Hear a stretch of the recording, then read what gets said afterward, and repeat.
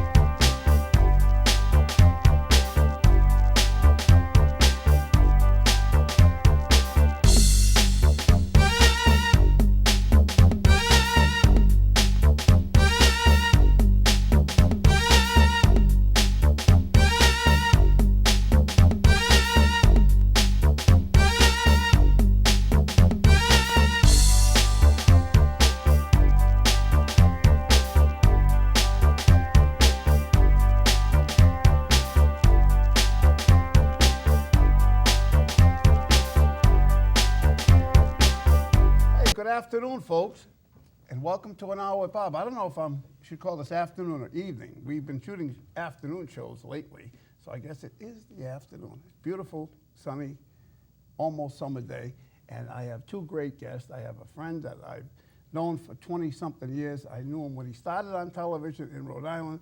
I had his wife as a guest on the show before him, and he's back with us for the umpteenth time. John DeLtca, how you doing, Hey, John? Bob. Great nice to see you. Thank you so much for inviting me, for inviting us. And who's this beautiful young lady? Aw. And there's another irony. Not only have I had you on the show, how many times?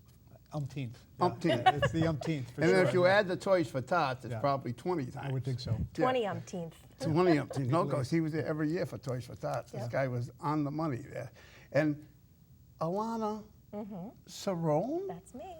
And I remember you are the daughter of the famous Al Cerrone. Yes, I am. My good friend for decades. Yep. And you were on this show I was. when?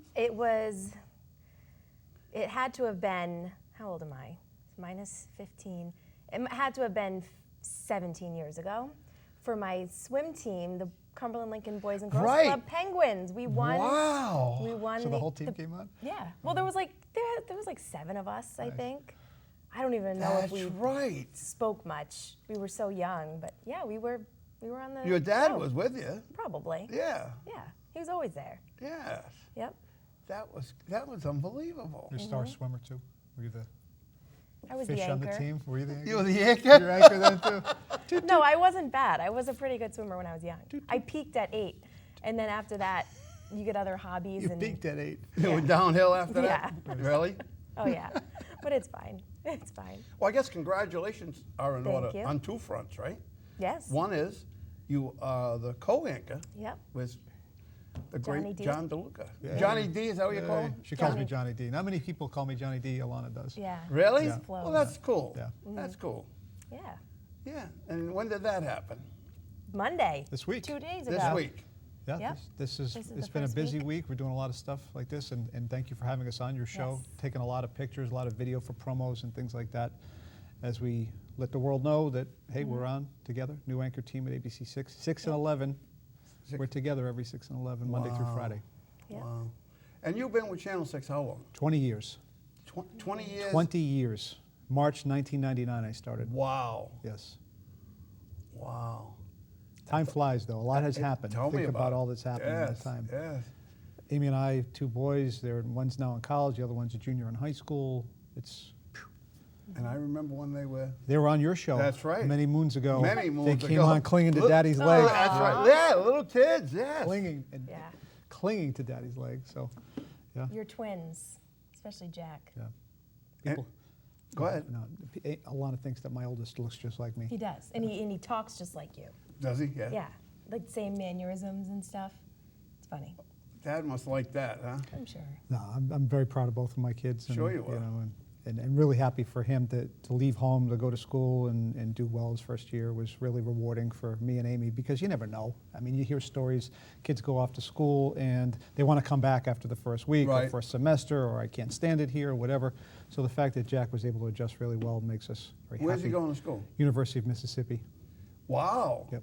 Oh, wait a minute. Didn't you have a connection down there before? Amy went there. Her sister went there. Her brother went there. I Her mom went there. knew Dad went something. there. I knew something was going on there. Yeah. Yeah. So we have that connection through that. So we're exposed to it, and we realized, well, this is a really good fit for him. Not only because of the alumni connection, but also all the things that he was interested in, they had strong programs for. He's a public policy major. It's perfect for him. Wow. Eventually, he'd like to be an attorney, and I think it's a great avenue for him to follow. And their program there is really good. Yes. Yeah. I knew there was a connection. Yep. with Mississippi.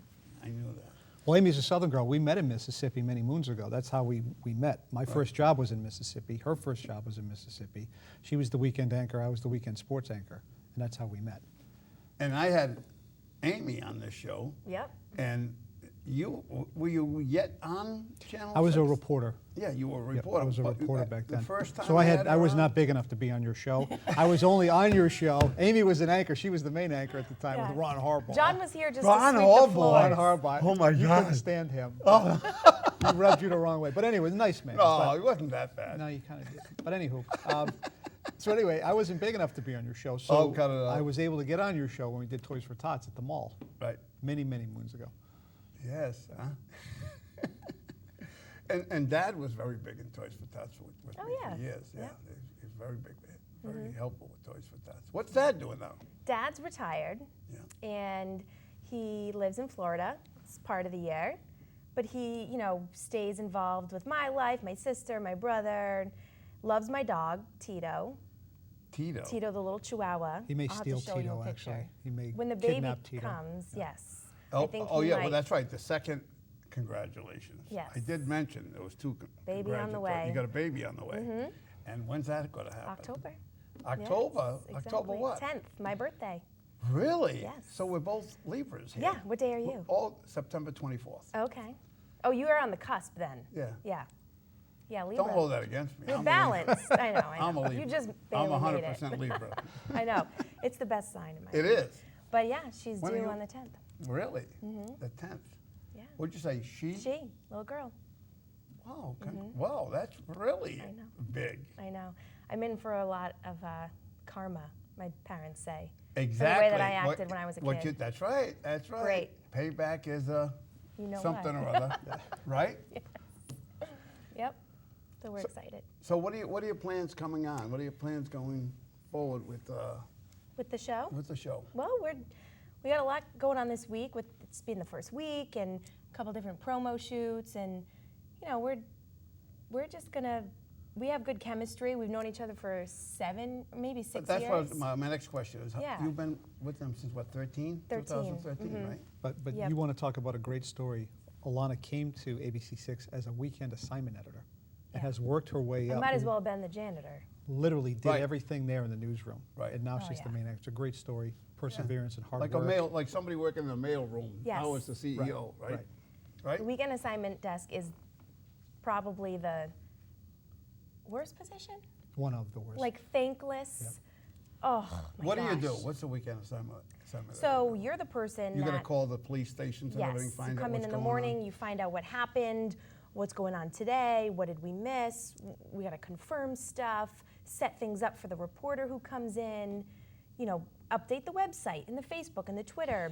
And no one wants to talk to you on a Saturday or a Sunday. No? No one's there. No one cares what ABC6 has to say on Saturday morning. Oh, hey, I'm trying to confirm this, shooting. No one's there. So it's tough. And you're there from I think it was 9 to 3 or something like that. Right. Oh, miserable. But, What made you stay? What made you persevere? What? oh, jeez. You really must have wanted I it to do did. that, right? But yeah, and I weaseled my way in because I wanted to be a reporter, and I found openings where we needed people to cover stories, and so I offered. I had been working on a reel while I was weekend desk. I Right. was going out with the reporters and shooting, fake stories for my reel, and then I showed it to fake my boss. stories? Yeah. Oh yeah. Like not things that would go on air, just Really? fake, Oh, fake she's news just shooting stories. stand-ups and things. Right. Right. For a And- story that someone was covering, she was a part of it, and so she would shoot something for herself that wasn't Yes. aired at the time. Oh, I got you. Yeah. Exactly, yeah. And then it just built up my reel that I showed my boss, and I said, hey, I noticed we need someone to cover this thing that's happening, so why don't I? And she started giving me little opportunities, and then weaseled my way into a part-time reporting gig, and then I think the next 2 years I was full-time reporter, then I was weekend anchor, most recently, and now here I am. That doesn't happen that often. No. I can tell you that. I've been in TV for 25 plus years, and it doesn't happen that often. In fact, it's less and less frequent. That might have happened years ago. Right. Not anymore. So what she's accomplished was really impressive. Really impressive. Yes. Because everyone recognized along the way how smart she is and how good she is. So those things were rewarded in the sense that she showed the initiative to say, hey, I'd like to do this, and then put something together and gave it to the news director to say, here's what I can do. Well, I can't put you on TV, you have no experience. Well, here you go. Right. Here's something I've done. Oh, well, this isn't awful. Okay, boom. And then she kept working hard at it, working on her delivery, working on her writing, and here we are. And it helps when you know Rhode Island. I've Well, been of here my whole course. life. Yes, So yeah. it helps when you are familiar with it and you have contacts and that I developed over the years working on the assignment desk. And so that helps to say, okay, maybe this person's a good fit. Because, I know what I'm talking about when it comes to Rhode Island. Sure. Yeah, Especially nothing worse. Cumberland. Nothing worse than having a reporter that talks about something. It stands out right away. Yeah. I mean, it's an Yeah. instant, oh, they're not from around here. And that's anywhere. You know, Right. I worked in Fresno and I worked in, as I said, Mississippi, and Amy's worked all over the country. That's the first thing you want to learn as you get to a place. Because I learned the hard way in Mississippi, pronouncing the little towns the wrong way. What you think they should be and what they are Right. locally and regionally, it's totally different. And then you're like, phone's ringing, boss Yeah. is calling you in. What are you doing? You can't call it that. Things you would never think in a million years. Sure. You know? Right. But Could you imagine? just this city right here, Pawtucket. I was everyone just calls gonna it say. paw. Pawtucket, Narragansett, it's a big one. Is it? Or Yeah. Worcester, God Worcester forbid. gets- Oh you God, say. yeah. Worcester, you mean, Yeah, right? Worcester. Yeah. I So- mean, if you look at it. Yeah, well, that's what it has to be, right? Yeah. You would think. Worcester, you know. Worcester, Yeah. Worcester. Yeah. Yeah, But Pawtucket is big. I mean, you know right away when somebody's not a Rhode Islander. right. When they say- Absolutely. I kiddingly call her Sansa from Game of Thrones because Sansa was the queen of the North and she delivered the North.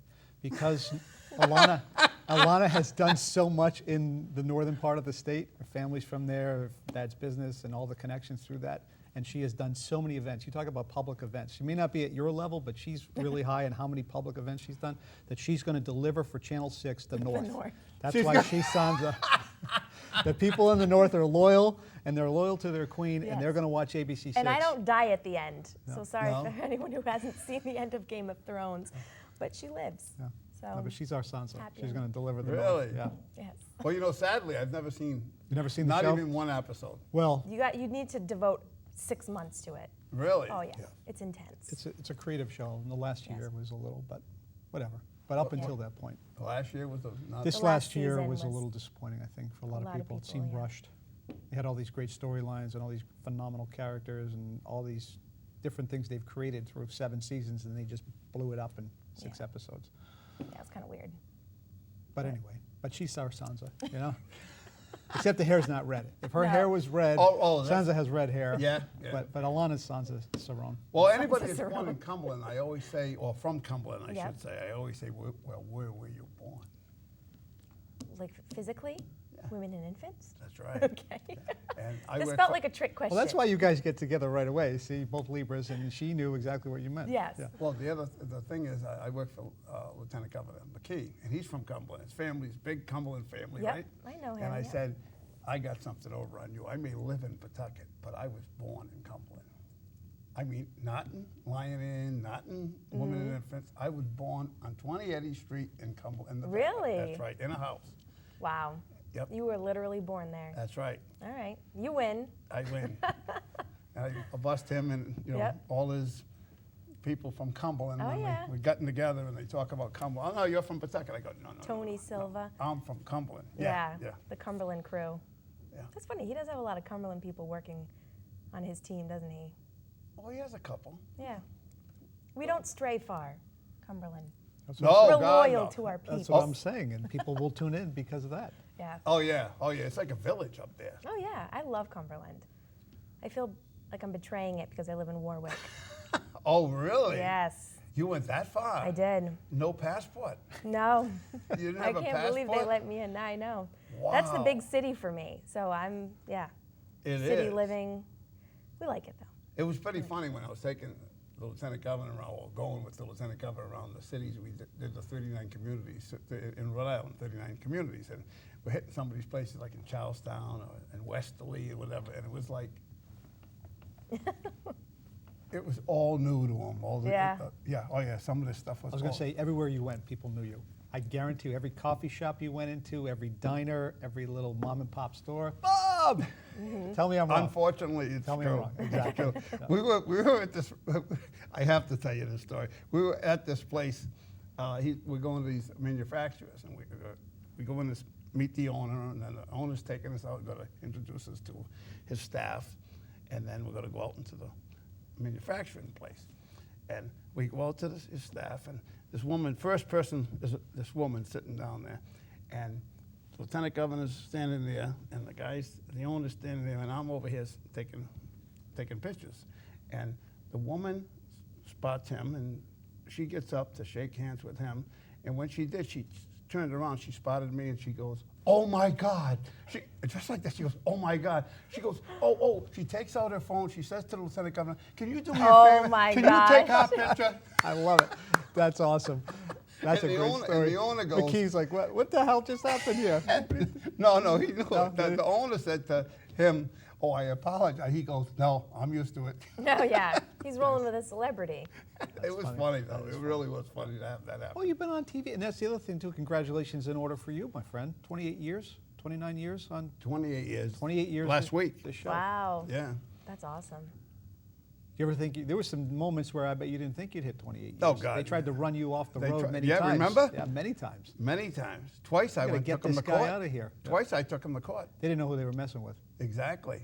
Exactly. When Cox took over all of the cable stuff in Rhode Island, they had their, I don't know, some people say they did it, it was on purpose. Some people just said it just happened. I rubbed somebody the wrong way or whatever. But No. That's not possible. Is it- How could no? you rub somebody the wrong way? I can't no, they believe it. did. They tried to take me off TV twice, Yeah. 2 different times. I had to go before the Public Utilities Commission. But look at you now. Yeah.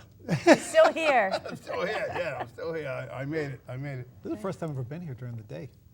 Yes. Always at night. I wasn't used to all the cars on School Street. I'm like, what is this? I'm usually be able to fly down here, Yeah, you Ah. gotta be careful on School A lot Street. of construction, too. I had that happen one night. What, I you get had pulled over? Not me. Oh. One of my guests. I got a phone call. They were stuck on School Street. The police had stopped them for speeding.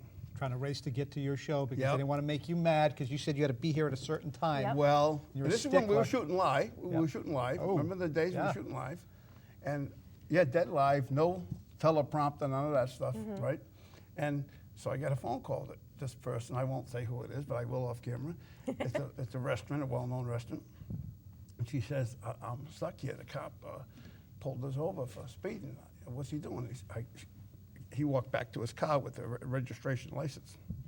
I said, when he comes back, put him on the phone. Oh my God. No. Yes. Peak Rhode Island. Go on. Oh, I got to hear the rest of this. Yeah. Now, so what happened? So he came back and she said, somebody wants to talk to you. Handed him the phone. I said, who's this? Who's this? I told him who I was. I said, who's this? He told me who he was. I said, we got an issue here. I got a show to do and she's late for the show. Can you, help us out here? He said that? Oh, my gosh. And what happened? He gave double the ticket? No, Double I don't the know what fine. happened. I'll Yeah, tell you off you camera. know what happened. You got a warning and you had police escort to the studio, right? Yeah. Oh, that's sounds so about right. funny. Who's this? It was. Oh it my was. God. It was funny. It was funny. That's a great story. We talk about old stories. You've been around a long time. Yep. Think of some of the stories that you've done over the years.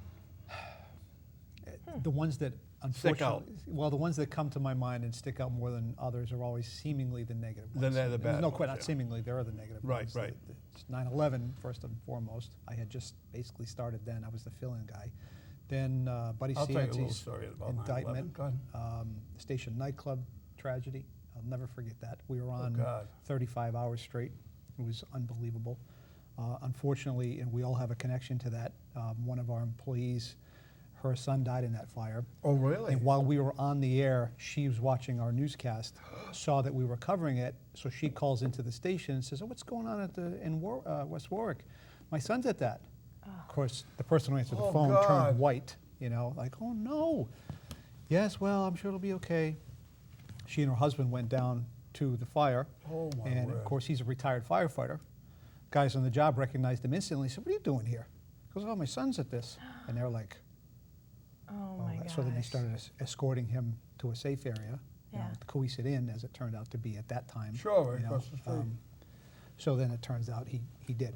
Eddie passed away in that fire. And I went and interviewed her the next night. She asked specifically for me to come and do the interview. It was one of the hardest things I've ever done. Oh, Because she was bet. the sweetest, kindest person you'd ever want Just to the meet. next night? The next night, once they found out, because we're all doing all the stories, all the impact Oh, stories and what God. had happened. Went to her house in Warwick. Of course, the whole family's in there, and it's just the two of us talking, but the whole family's watching us, and I'll never forget that. And she was so transparent, so open, wanted the world to know about her child, and what kind of a person he was. And it meant so much to me that she asked specifically for me to do Sure. it. And we were close anyway. She was always nice to me when I first got there. A lot of people were, how should I say, mean, because my wife was the main anchor, and they assumed, oh, this clown only got the job because of her. And there probably was some truth to that, but I felt like I was trying to earn my way in.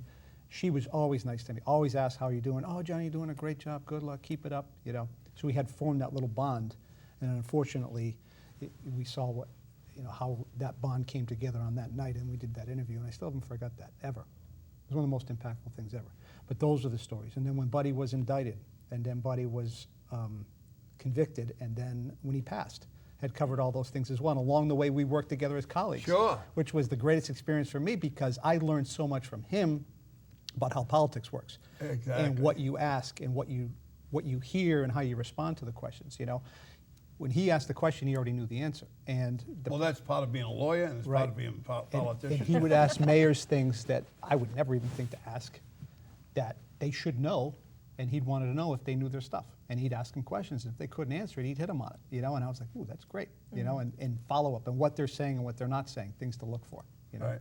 But that was a great experience. But to answer your question, it's always seemingly the negative stories that I remember. Right. Although, and I've been telling Alana about this for the last few days, I interviewed a World War yes. II veteran last week in That'd be D-Day, So good. Wow. John Shorty Terranova, He's going to be 70, 90 years old. 99. 99. He'll be 100 in December. He lives in Westerly.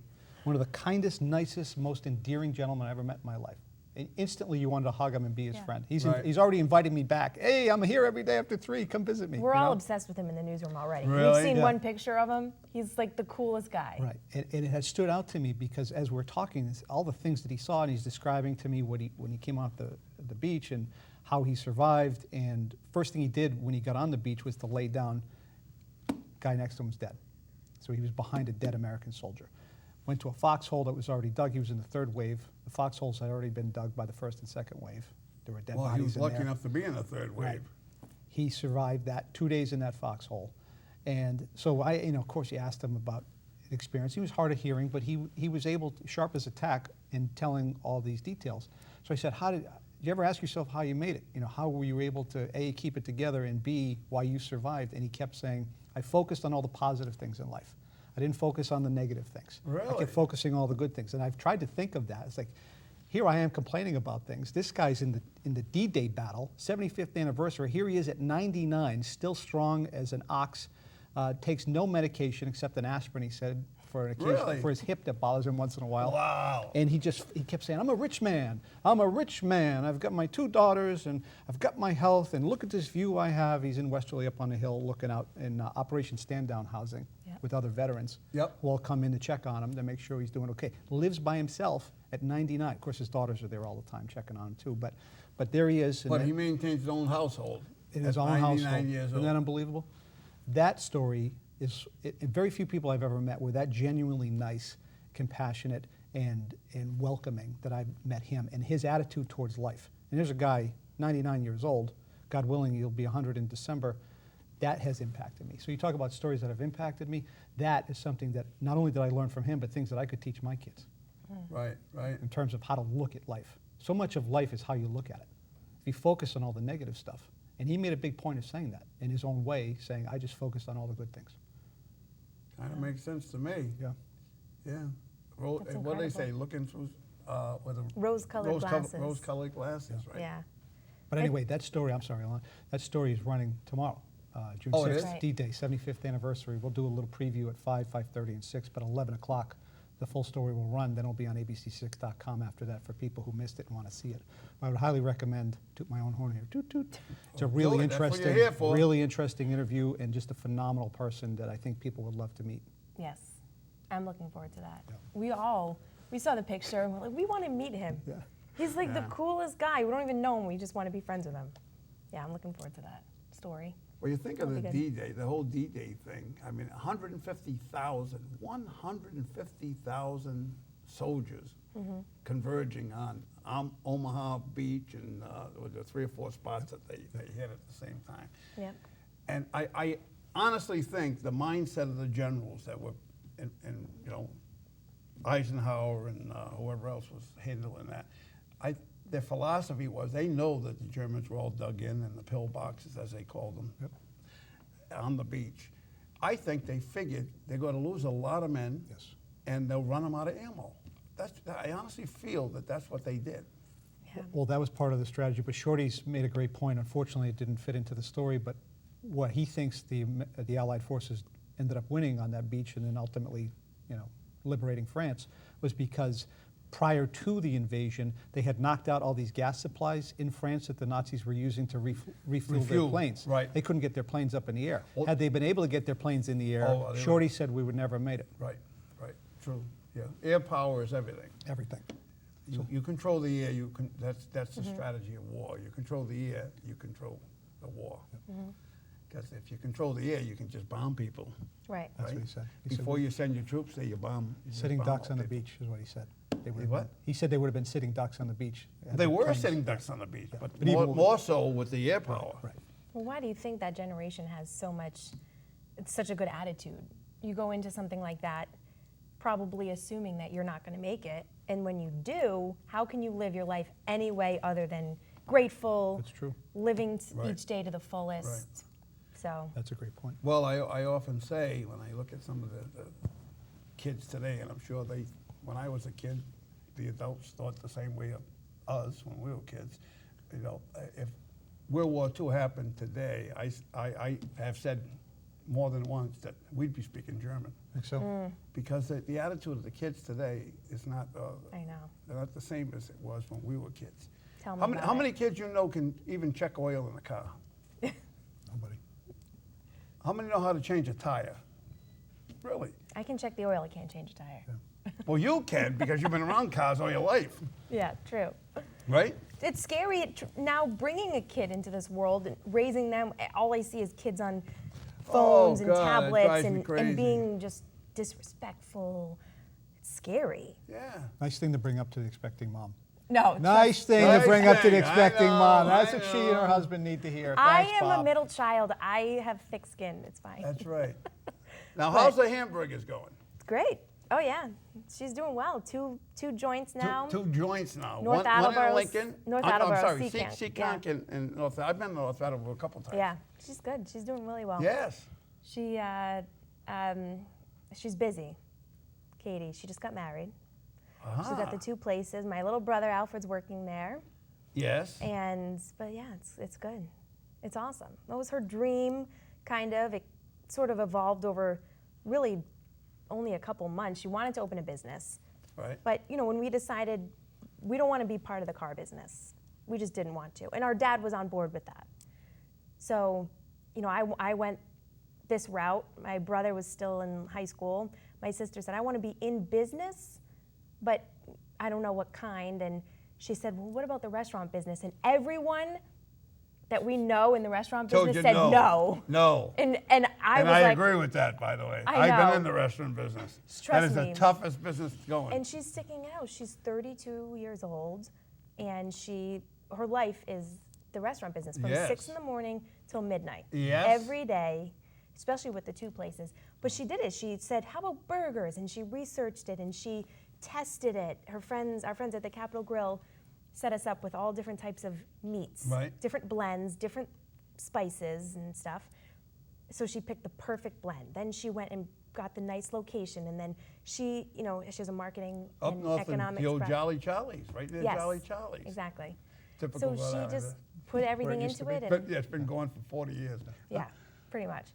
And But where yeah, is it in she's- Seekonk? Was it Fall River Avenue? Route 6. It's the old Tito's Cantina. You know, now that one I don't So know. it's near, you know, Cumberland Farms. What else? What else would it be near? It's right near, a little further down, the Target Plaza's there. The Target Plaza. Showcase Cinemas over that side. Mm-hmm. But it's in a great spot. Yeah. Alana's right.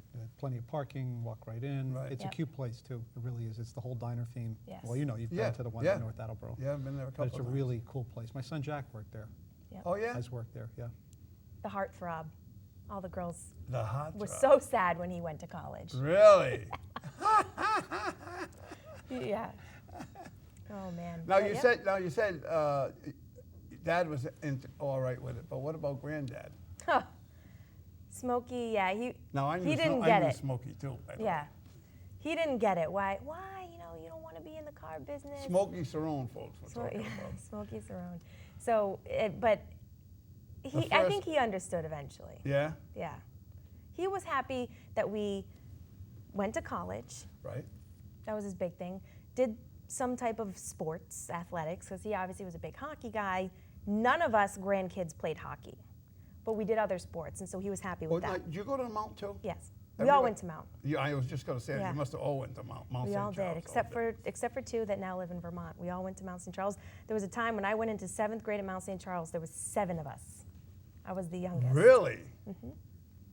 Wow. Crazy. And that's why I said she'll deliver the North, right there. There's another connection. So there's Woonsocket and Cumberland. Yeah. Yep. Yep. But are you a Yeah, hockey the- fan?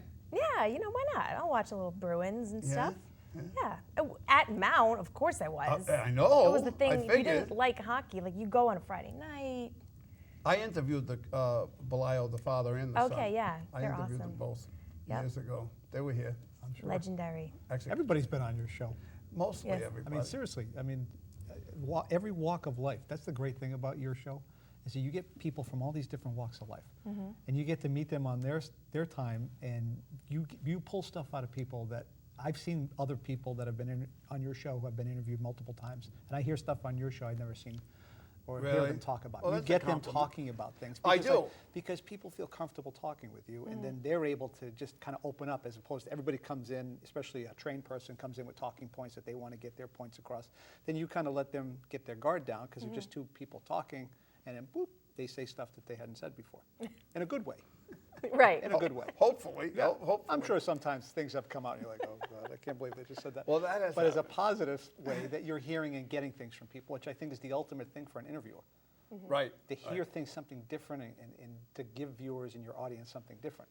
Oh, I've seen that person interviewed 50 times. Right. But they know they haven't been interviewed by you yet, and they're going to hear something they hadn't heard before. Yeah. And for the most part, when I interview a person, it's not to hurt them. I'm not trying to, I got your moment. It's not like a lot of interviewers will do. They want to interview a person to catch them off guard, to make them catch them saying the wrong thing. Most or people have doing a the wrong very thing. short career, though, because then people realize you're just out to get me. If something comes up organically or Right. if there's tough But questions. that's more so on radio than TV. Right. But if there are tough questions that have to be asked, then they expect those Right. things. You know, Right. if you're fair with them and you're objective and you're not out to get somebody, because it's obvious when someone's trying to get someone. To me, it's obvious, and I think viewers can tell that as well. Sure. But if you're just genuinely talking to something about a difficult subject, but it has to be broached, you handle it in a way that's professional. People respect that. Yeah. And they understand it too. Even though they know they're going to be asked those tough questions, I think people understand it and they're happy to deal with it that way. But if you're trying to, you bring them on the show and say, hey, we want to talk about the pastries you gave to your grandkids, and then you sideswipe them with something else about something they did Right. 20 years ago in the back of a van, that's no good. What are you doing back of a van? Bob Venerini, you and I know. You don't burn bridges here in No, Rhode Island. no, you can't. You can't. can't. 'Cause like you just said, you'd never get any You'll yes. run out of people. Yeah. Because it's- people would say, Yep. no, I'm not going near him Right. or her. You know, you can't. What does Dad feel about you being on TV? Oh, he loves it. Yeah. Oh, you got that from me. I'm like, yeah, I probably did. I didn't get it from my mom. We know that much because she's shy. Yeah. She's smart, but shy. But yeah, no, he loves it. You saw him the other. He's so unbelievably proud. She is voted into Rhode Island Radio and TV Hall of Fame as an up-and-comer. Nice. At Crown Plaza a couple of weeks ago. Her dad's there, bought a whole table, maybe 2 for all I know. think he might have, who knows? He was so proud. He What, was invited all of his beaming, friends. Really? beaming He's to see very- Alana. She gave a great speech. Yep. And then she was a host of the ALS Association event. He Dad was at there. that as well, bought another table, maybe 2. But in my classic dad fashion, which I think I told you, I was planning on going just with the ABC6 crew Right. for this event. My husband calls me when I'm walking in the building, and he says, "Hey, you know your dad's going to this event?" I said, "No, he's not." "What do you mean?" He goes, "Yeah, he told me today he's going to the event." I said, "All right." And you didn't know I it? hang up. I call my dad. "Dad, are you going to the ALS fundraiser event tonight?" "Yeah, why?"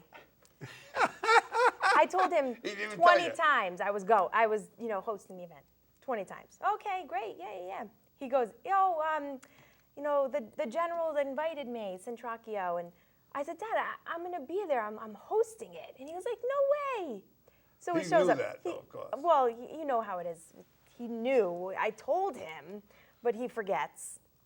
And so he was there, but not even with me. For me, he was sitting with his friends at the table. But very But proud, though. yeah, Very he proud. he is. He just wants us to be happy, successful in whatever way that we, want to be. But he's like Smokey, loves to use the name. Still does my sister's commercials because now that he's not doing his own car commercials, he's, Yeah. little- Yeah, but he's You'll be great glad at it, you though. did. he's great at it. though. You'll be He glad really you is. did. Yes. Yeah. He really He is. is I mean, great those at it. ads, we still remember those And, ads. Think like about you that. say, Yeah. he never used the script. No. Never used the script. Nope. When He he had a did net- all those commercials for his cars. It's such a natural way of connecting with people. And when was the first time you saw her on TV? I remember her jumping out of the back of an SUV many times. Yep. $199 a month or Yeah, you know, yeah. like, so there's Yep. little Alana as a child. How old were you when you started doing that? We started doing commercials when we were, 10? younger. Really? There was a commercial that I kind of remember. So we lived in Cumberland, and all the neighborhood kids, my dad invited them to our house, to the driveway. He was filming a commercial. So we had a couple cars lined up in a driveway, and maybe 15 neighborhood kids, including myself and my sister. My brother probably wasn't born yet. And all I remember was we were going to be running around the cars, just running around the cars. Fine. Yeah. We probably didn't say much. And I couldn't have been 8, maybe. And I, of course, fell, busted up my knee or something, had to go inside for the remainder of the commercial. So that was supposed to be my first TV debut. So that didn't happen? I don't think I made it. Wow. Yeah. No, I'm surprised. I thought he would have used that in the commercial. I know. No, but then he poked plenty of fun at me later. My first speaking role in the commercial was probably I think I might have been out of high school, maybe in college. Really? Were you Neat. giving the price, or was your dad still giving the price? Did you say $199 or $229 Oh, yeah. or yeah? Yeah, you did. You did say that. Yeah, It's funny. that was our thing. It was fun. But yeah, I enjoy being in front of a camera. It's obviously a big part of the job, and I get that from him. Sure. Talking to people, I get And that from Smokey him. was on the radio before he was on the TV. See me, Smokey, yeah. Well, he had the place on North Main Street, right Yes. near my house. Yeah. And so I knew him from back in the day when he was selling Oldsmobiles, right? Yep. He was also, in the Smokey days, it was, I think, Chrysler, too. But then Harris Auto Sales was Oldsmobile. And that's how my Right. dad became big, was with Oldsmobile. Best car. Well, you're right. Can't You're beat right, it. though. Harris originally was a Chrysler dealership. Yes, it was. And then it went to just, Oldsmobile and GM. So, yeah, Wow. I know. The No, car. it was Pontiac, too. It was Chevy, Pontiac, Oldsmobile, and GM, wasn't it? Cerrone? Yeah. Well, GM, General Motors, meaning Right. GMC, Pontiac, Cadillac, Chevy, right.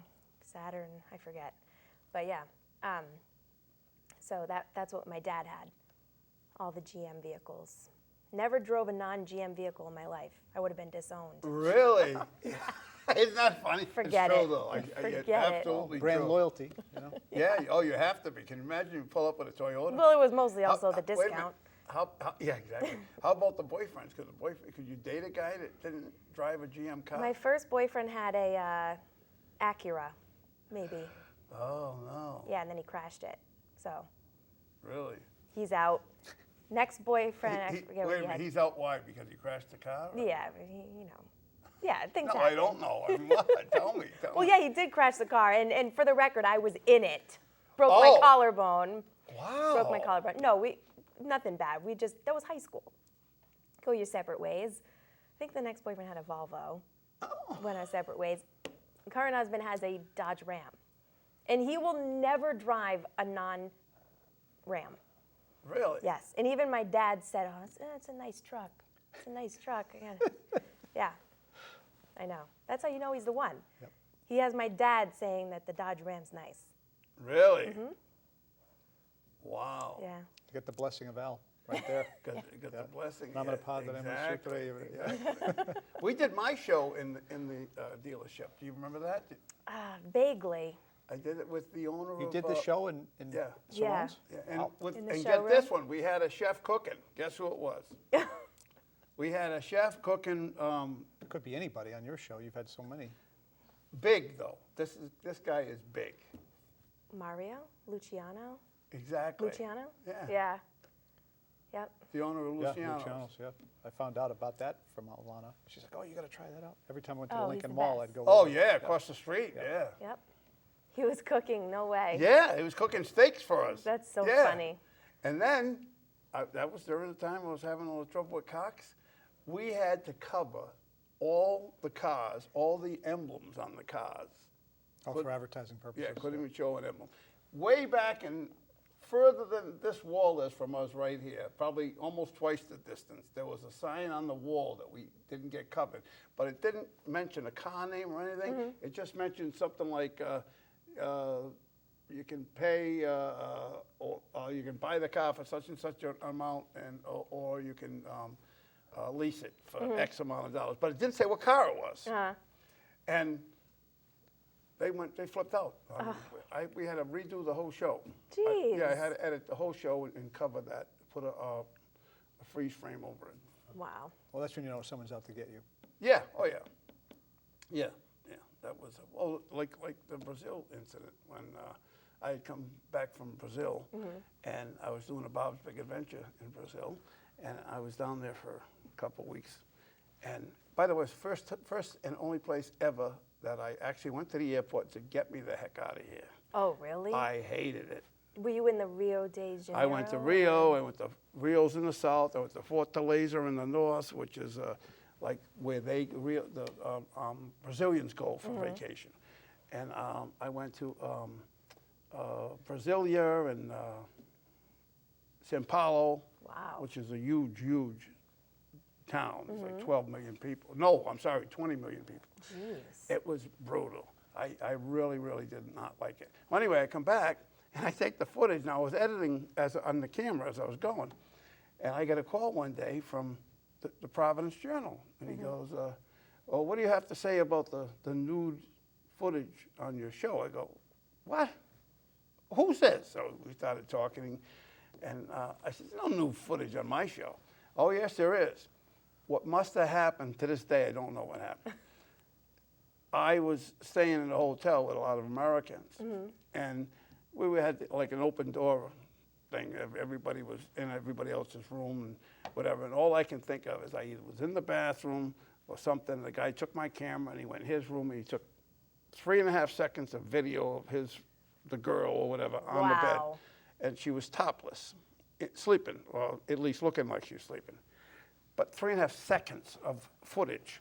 And it had no consistency with the rest of my footage whatsoever. You know, my stuff was like outside in Rio de Janeiro on the beach, and you know, the people and walking down and then at the big statue up there. Oh, yeah. Yep. And then all of a sudden you see this 3 seconds of this girl, and then back to outside again. It made, you know, it didn't even fit. And on top of everything, when we went to when they tried to pull me off the air for that, it made the front page of the paper. I found it again just a couple of days ago when because I'm getting ready to move and I was cleaning out stuff and I found the article. It was on the front page of the B section of the Providence Journal. A cable guy gets nailed or something for footage. It was so ridiculous. Yeah. And I finally said to him, I said, look, I've had the most beautiful woman in the state of Rhode Island, or maybe in the country, on my show over the years. And certainly, if you want to look at anything, if you want to think of all the stupid ways you're thinking about this, here's another stupid way. This girl is not the type of girl I would take a picture of. On top of everything else, if you know what I mean. Yeah. She didn't fit the mold. But just look at the... That's a hell of a defense. That's Yeah. Well, that was after everything else, because they wouldn't believe anything, you know. But that was how bad they were, just crazy out to get me. And they found the footage on a 3/4 reel, and some woman had seen it. Really? Now, how did that happen? It obviously was the cable station, was my footage that they had gotten a hold of before it even aired. Yeah. This woman had complained about it, supposedly.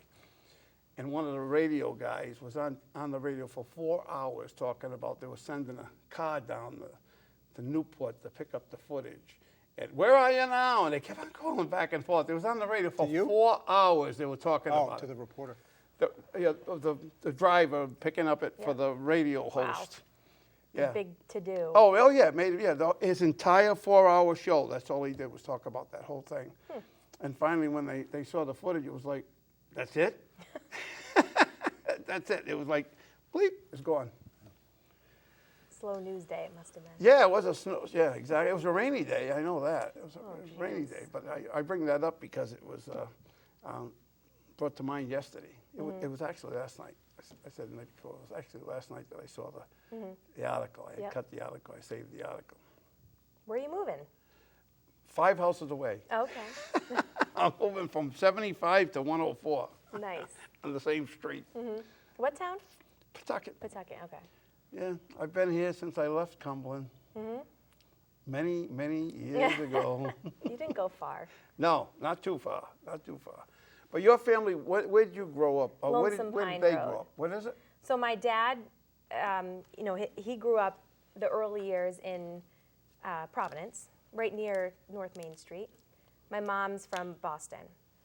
Then my dad and his brothers, and they moved to Thomas Layton Boulevard in Cumberland, which is where the Farrellys grew up. Right. And how they got to know each other.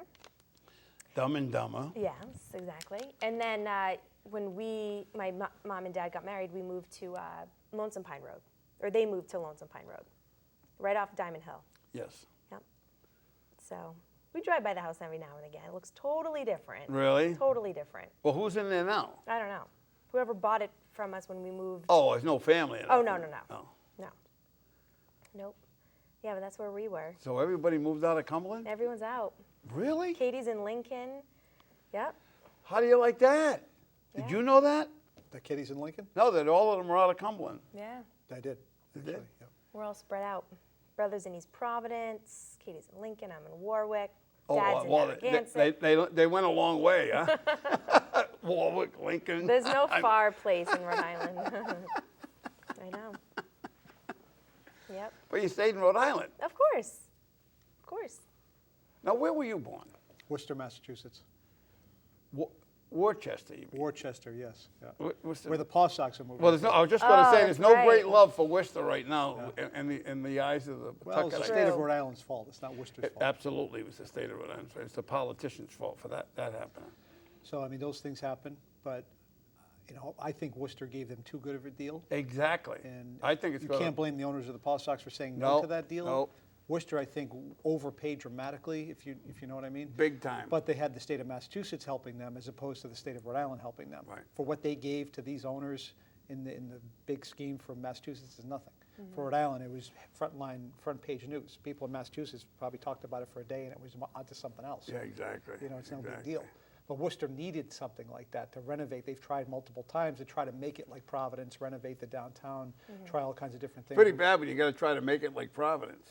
Well, in the sense of how Providence was renovated. Providence, what it was, I Right. think when I was a kid and when you were a kid, you didn't go downtown unless you were looking for trouble. Right. And then everything changed. The rivers moved and the Well, Renaissance. Buddy and had a lot to do with with that. And Joe Paolino and Governor Right. Sondland and to some degree Lincoln Allman. So, I mean, a lot of that was part of that as well. And Senator Chafee, the dad. had a lot to do with that. So, Sure. so I know Worcester tried that, didn't really catch. They tried to, so many things, but now the colleges and the hospitals, their whole medical sections over by, what's the name of that river? I can't think of it off the top of my head.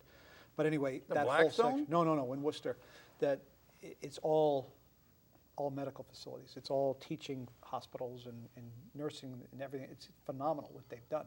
So there are pockets in there that they have seen the renaissance, and they want the downtown to kind of follow that, and they haven't had anything that caught on yet.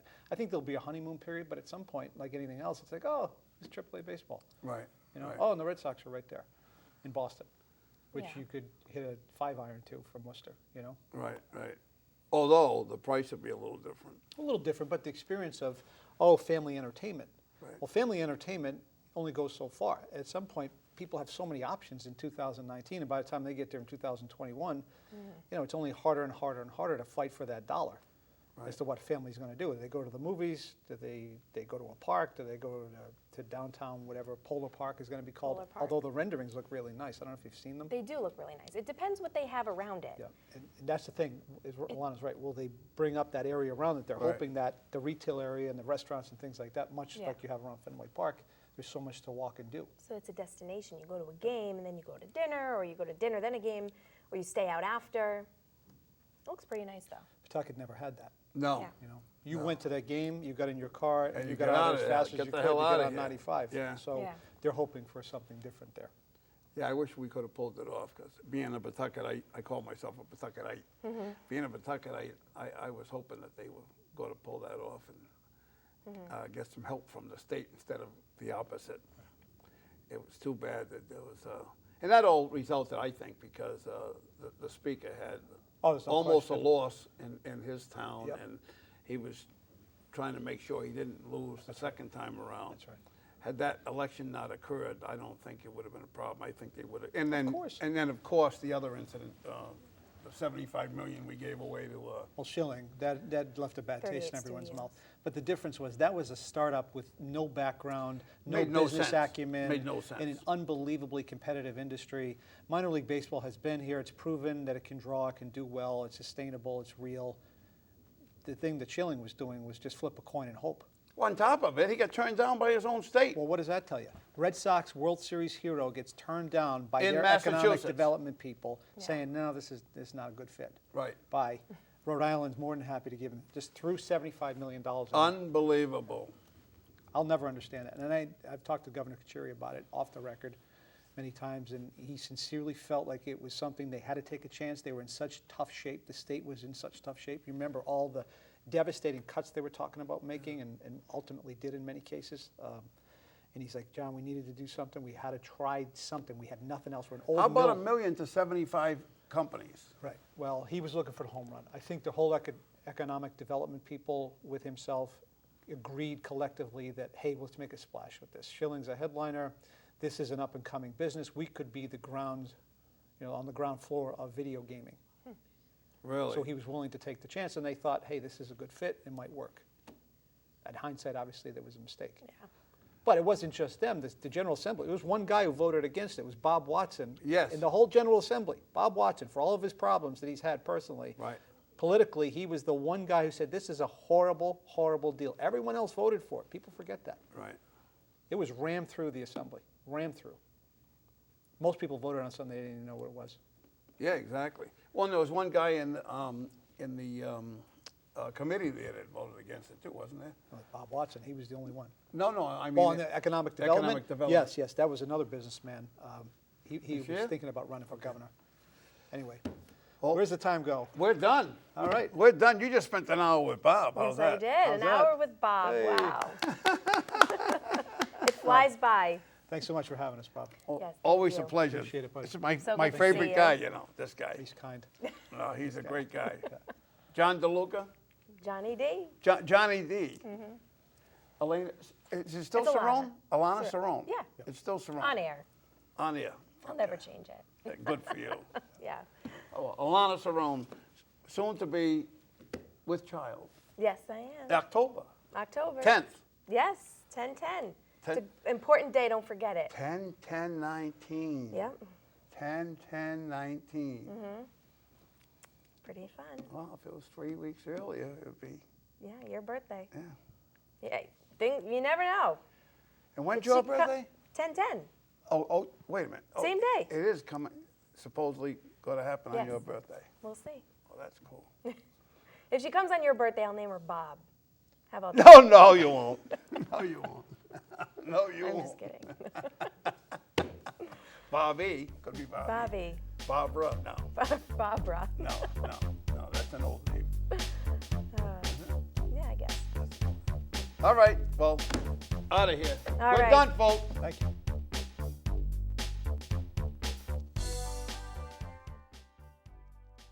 With a friend of mine that was on this show, like, we're going to find out. I know it was 15, 16, 17 years ago. And she moved to California. She was a former Miss Rhode Island, and she left us, moved to California, and I ran into her the other night, and I convinced her to come by and stop by and say hi. How are you doing? My God. 2002 was when you first 2002. interviewed me. Wait a minute, 2002, that's 17 years ago. So, oh, I'm sorry, Krisily. How you doing? I'm good. How are you? Good. 17 years ago? Yeah. Wow. Now, you were Miss Rhode Island, Yep. Miss Rhode Island USA 2003. 2000, wow. Out of, what, Coventry or West Warwick, or where were you from? Well, I grew up in Cranston, but I Cranston. was living in Warwick, West Warwick line at the time. Wow. Yeah. And how soon after you came here did you move to California? It was a couple of years because I've been there almost 15 years now. Really? So it was a couple of years after I did TV work here and then decided that I wanted to try LA because I hated the snow. Yeah? And I went out there and visited when I did The Bachelor. They filmed our finale there. And so I was there for a week and a half and I really loved That's right. the I weather. forgot that. That's right. You did Oh, that. That yeah. was that the first one or the second one? Well, I think it was season number 7. Oh, really? But yeah. And how did you like doing that? Well, it got me really used to being on camera all the time. Because before Miss Rhode Island, I hadn't really done anything like that. That was Right, the first right. experience I had kind of being in a public eye at all. And I still was never really comfortable with cameras. And then when I did that, you had to be because they were in your face 24 hours a day, 7 days. Really? All the time? All the time. The only place there was no cameras had to be the bathrooms. Right? Bathroom and bedroom. Unless there was something going on in the bedroom. If the girls were fighting, the cameras came in. Really? Yeah. Wow. Yep. And so I loved it in LA. I wanted to try it, and I had worked really hard once I decided I liked being on camera to get some on-camera work here, and I fell in love with it and wasn't really sure what I wanted to do, but I did enjoy working for the Red Sox, so I was like, well, maybe I'll try to do that. Now, And what'd so you I do went with the on Red Sox?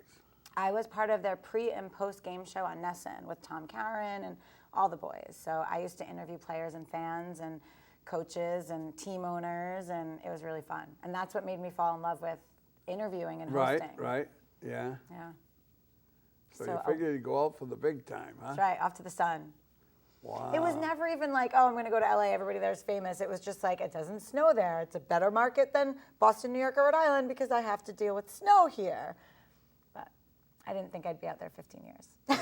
But wait a minute. When you're out there, you have to deal with mudslides, earthquakes, and fires, and every other damn thing. Oh yeah, I have a Laurel Canyon is really close to where I live. I know, and it's yeah, I'm familiar with constantly Laurel closed. Canyon, yeah. It's constantly closed when it rains because of slides. Yeah. So yeah. Well, my grandfather lives in Newport Beach. Oh God, I know Newport Beach well.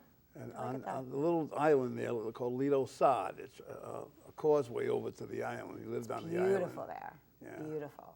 But funny enough, in the 15 years that I've lived in LA, I've gone to the beach twice in LA. And the only reason why I have a tan is from being here for a week. Really? So, yeah. Twice in 15 years? Twice in 15 years. Yeah. Wow, no Venice Beach for you? None of that stuff? I've gone there. I dated someone that lived in Venice, but we never went to the beach. We were always busy. We both worked. And I feel like that was one of the things that you do in LA because you don't have your roots and your support system and your family and your friends, so you just work really hard. And of course, I bartended like everyone does when they move to LA. Really? Yeah. You're a server or you're a bartender if you're an actress or a host. That's what you do. You bartend. So of course I bartended, and then once I started working as a host, that's all I did. Yeah. Yeah. Just hoping to get lucky, like was- Brad Pitt. I mean, I never set out for that. I was doing a daily talk show for AMC Theaters where we just broke down movies every day. I was doing another show that we also were a podcast where I was breaking down TV shows, and then I started doing all the movie press junkets and then traveling a bit with that, and that was really fun. Yeah? Yeah. Where'd you travel to? I went to London a few times. Warner Brothers Studios has a huge, beautiful lot in London.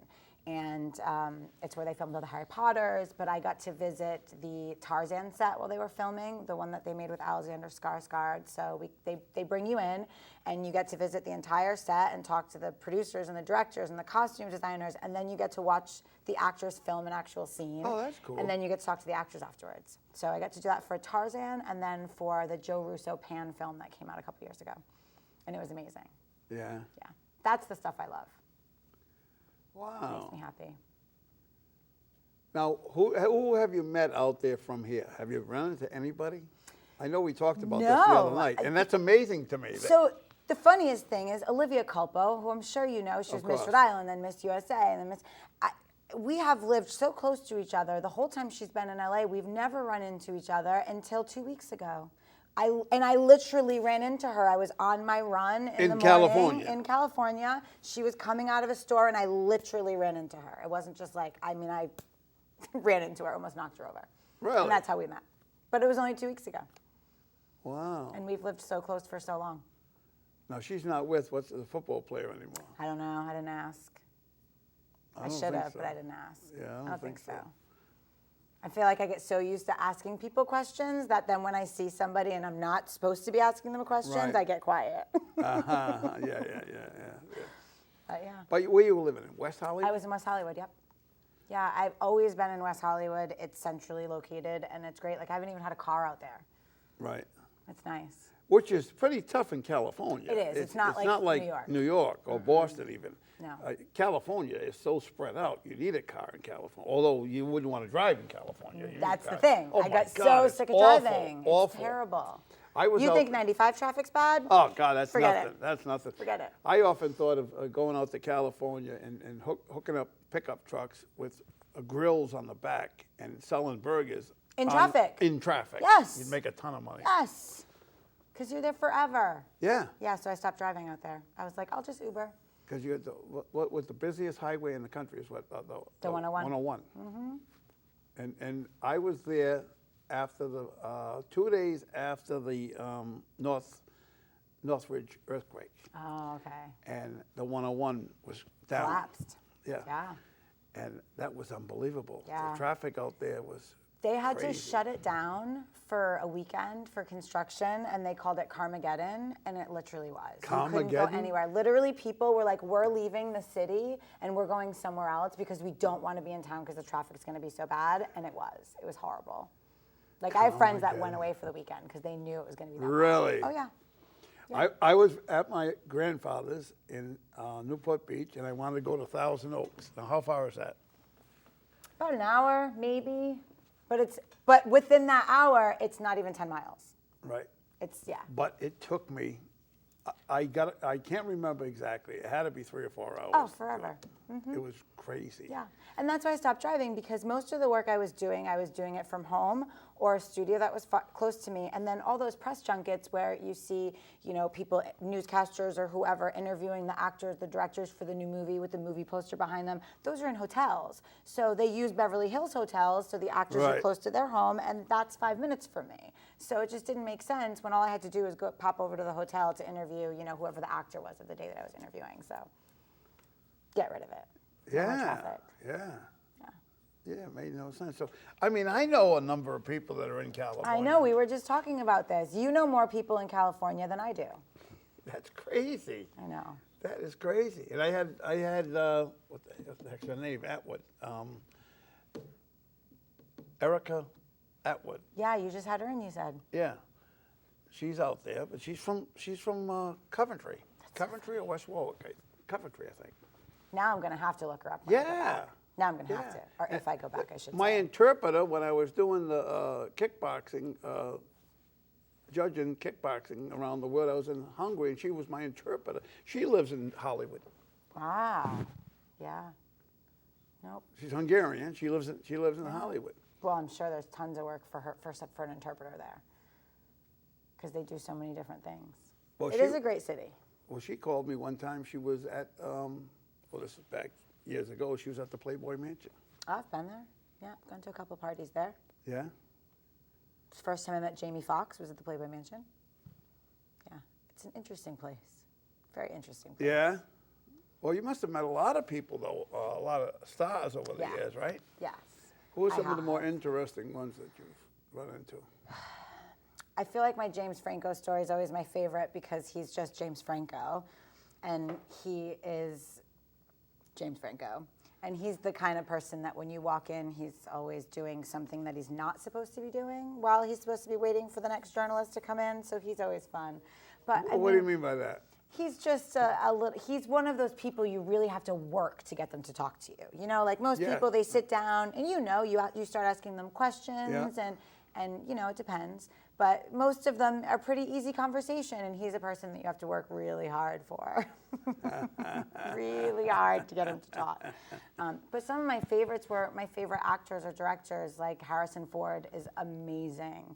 And Guillermo del Toro is just, he's one of my favorite directors, so I could have talked to him for days straight. Yeah. So he's, you know, some of my favorites. And of course, I mean, Angelina Jolie, even if you only get one question, just to have her converse with you is always Right. kind of fantastic. So it was fun because I went out there with a dream to work for E! News. That was my dream. Oh, okay. I don't know why, but I think coming from here, it was the next thing from like local news or entertainment Right, news here. right. So that was my dream, was E! News. And I had met a host that worked there, and Mario Lopez was one of my judges at the pageant. So I started to ask questions and talk to people, and that was my dream. And then I got out there, and they couldn't have paid me enough money to work for them once I got out there. I just had no interest in talking about Kardashians or gossip, Right, right. and I started really falling in love with the process of filmmaking, but I never wanted to make one or be in one. So it became a lot of fun to ask people about it that were super passionate about it. A lot Speaking of the fun. Kardashians, what? I don't get that whole thing. I have don't no get idea. It. I have don't no get it. idea. Makes no sense. No to me. sense to me. The only one with any talent is the young girl there. Yeah, she's beautiful. Yeah, I don't know. And Talent and brains. very smart. Like, The Jenner girl, right? she quickly realized that she could make a lot of money off this for herself. Right. And I respect She that. puts them all to shame.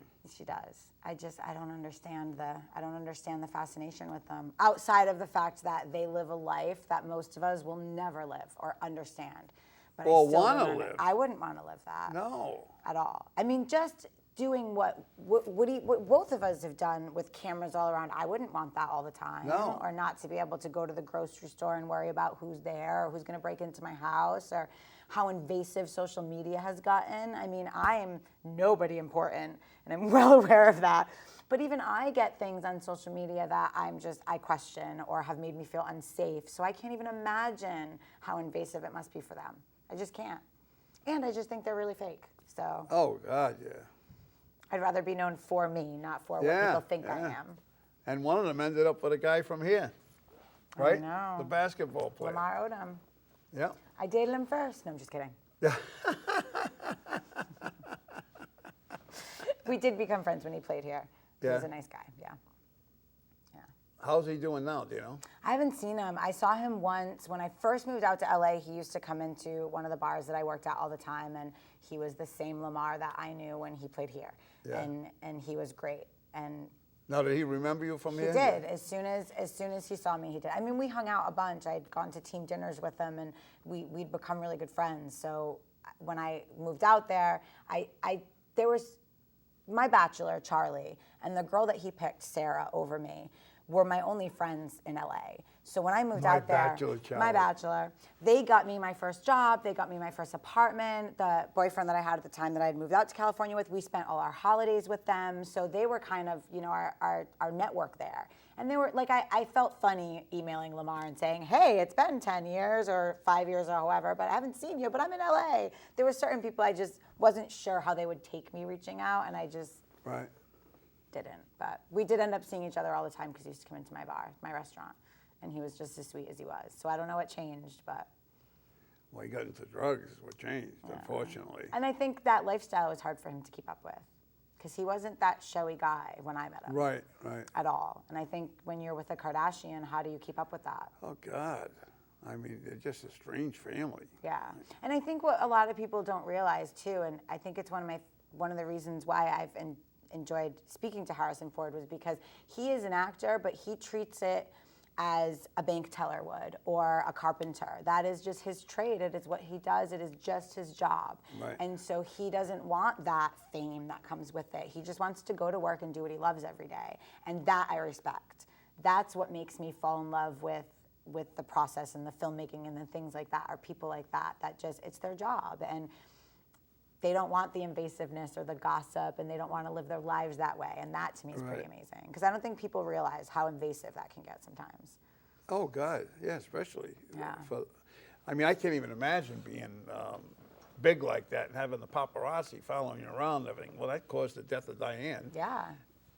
It's beyond me to think about. You got to watch out everywhere you are. I had only lived in LA for about 4 months, and I lived very close to Melrose, where there's a lot of beautiful stores and a lot of celebrities tend to shop there. And I was walking out of a Betsy Johnson store, and I almost got run over by 4 trucks at the same. I mean, they were just like, somebody had to pull me back because they almost hit me because they were following Eva Longoria, like she was walking by me, and I almost got run over. And I was like, they just don't. They have no sense of anything other than what they're trying to get a picture of. Right. And it's super dangerous. They have tunnel vision. Yeah, right? Which is why the dream for E for me died really quickly, because they literally make their money off that. That's what they promote is seeing who's doing what where, and I didn't want to be a part of that machine. Well, the guy that's really made it in that type of stuff is that Harvey Leonard, right? Oh my God, TMZ's just huge. It's huge. And there are a lot of publicists and actors that do still respect him and will still give him things so that he's not having to go to the lengths that those camera people are going to sometimes to get a piece of information that nobody really cares about. Little Harvey Leonard. But hey, he's smart. He's not stupid. Another one that's just brilliant and made a lot of money. Sure has. Doing something really simple that no one else had done yet. That is another thing about LA that I find really interesting. You can kind of go there and do anything and make money. Because people just have so much money that if you bring something to them, even if it's the stupidest thing in the world, and they think it's a good idea, they'll throw money at you, which I just find very interesting. Wow. But, You know, I interviewed a long time ago the kid that from from Family Guy. oh, yeah. He's great. I've never interviewed him myself, but I've been to events that he was at. He does Comic-Con every year, and that's kind of my happy place because I grew up a total nerd. I loved wrestling and comic books and superheroes. And who do you dress up as?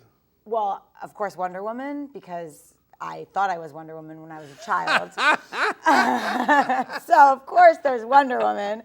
And, you know, Princess Leia, because who doesn't want to be Princess Leia? Me. I do. I want to be Princess Leia. I mean, maybe not in the last movie, but I wanted to be Princess Leia. So those were my girls, but Comic-Con was my happy place. So I would see him there often. And the first time I saw him, I told him that I was from Rhode Island, and we had a laugh about restaurants we both liked. And he was a really nice guy, so it was fun. Well, having gone to RISD, Yeah. well, that's why I ran into him on Thayer Street. Yeah, Yeah. I bet. He's a nice guy. He's funny. And he's made a lot of money. Well, if a cartoon everybody made fun of when he came out with it. Nobody took him seriously. Well, that's what made me think of it when you said everybody makes money on Yeah. it. I mean, look at A Star is Born. I mean, it was nominated for how many Oscars, and Hollywood told Bradley Cooper for 10 years not to make that movie, and it was a waste of his money. Right, yeah. So. But it you got never shunned know. in the Oscars, didn't it? A little bit. I mean, they still got some awards and some nominations, but it was very widely loved by not just critics, but the movie-going public. Because I I kind of hate movie critics, even though it's kind of what I've done for the last Yeah. 5 years. I kind of hate them.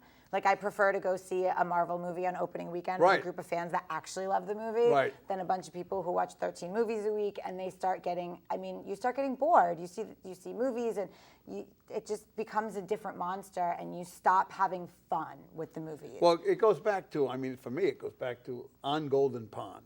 It won all the Oscars. It won everything, the Oscars for cinematography, best actor, all that stuff. The movie sucked. But the movies that made the money that year, they got the Oscars, and the critics Yeah. slammed them. And I think that happens a lot. Like, I was at dinner the other night and somebody had brought up Quentin Tarantino, who I love. Right. But not one person at that table had ever seen Death Proof. And that's like old Kurt Russell. It's got one of the best stunt scenes with a woman on the hood of a car ever. And not one person at the table had ever even heard of it, never mind Right. saw it. Yeah. And yes, I'm a little bit of a movie nerd, but still, that's like old Tarantino, And they were like, oh yeah, Kill Bill, Pulp Fiction, which are amazing, Yep. but had never seen these smaller movies. Like, for me, Fruitvale Station was one of the best movies I had seen a couple years ago. And it was Michael B. Jordan and Ryan Coogler who they did Creed, and then they did Black Panther together. And Fruitvale Station was a true story, and it was amazing, and it was beautiful, and nobody's seen it. Wow. Well, those movies don't end up in the major theaters. That's what the problem is, Yeah, right? it depends on the market you're in. Yeah. Which I think is so unfair as well. Like, there's people in every market that want to see movies. Right. Because you get movies at the Avon that you wouldn't see That's in right. the regular cinemas, the big cinemas. You won't see right. them. You won't see them in the regular cinemas. It's fun, though. I like being out there. I loved what I did, but I loved what I did. But you're still a Rhode Islander. I will always be a Rhode Island. I've been here for a week. We ran into each other. It's been so nice to go out and see family and friends, to go to a restaurant and run into somebody I haven't seen for a long time. And the one thing that I dislike very much about LA is there's like a 6-year shelf life. Because, every Yeah, one you of us said that, moves yeah. out there with a dream, right? Right. So you have a dream of being an actor, a director, a producer, and you either make it or you don't. And if you don't make it, it is a very expensive city to live in. And if you're not willing to work 4 jobs and hustle and you're not making your dream, you're going to want to go back to where you have some roots and some family and some support. And Right. so it's hard because I had amazing friends in LA, but they've all gone now because their 6-7 year window went They didn't and make they it, went and to a they- different city, or they Right. found a smaller market where they could do local theater or local news or music or whatever. So they go to these smaller markets where they can do better, and they leave LA, and there's me 15 years still later. So you can't have roots there, and you can't date there because that's just, they What do you can't. mean? What do you mean? Why can't you date there? I've been single for 6 years, and part of it was choice. I really wanted to focus on work. I was traveling. I was going to London. I was doing press junkets in New York or North Carolina or Nashville. It was just everywhere. But if you're not in front of them, out of sight, out of mind, because there's 20 new 20-year-olds that are getting off the bus moving to California today. There's just, you can't have roots, and people are so busy and are so focused on the money and the Range Rovers that they can't commit to restaurants, never mind a person. It's like not a conducive place for family or relationships. Can't commit to restaurants. No, mm-mm, So in other words, there's no loyalty, is what you're saying. none, no. Wow. But it's made me super strong because now I don't put up with the stuff that I probably would have put up if I was still here. Right. Yeah. But yeah. Now, where's the restaurant you like in Rhode Island? Oh my God, it depends. There's so many. The first place I go when I get off the plane is Thomas Ellie's on Oakland Avenue, Cranston. For Thomas pizza. Ellie's on Oakland Avenue. Friends of mine from high school own it, and it is the first place I go to when I get off the plane. And they were closed. I'm so mad at them this time. No, Really? it was their day off. So yeah, but it is the first place I go when I get off the plane.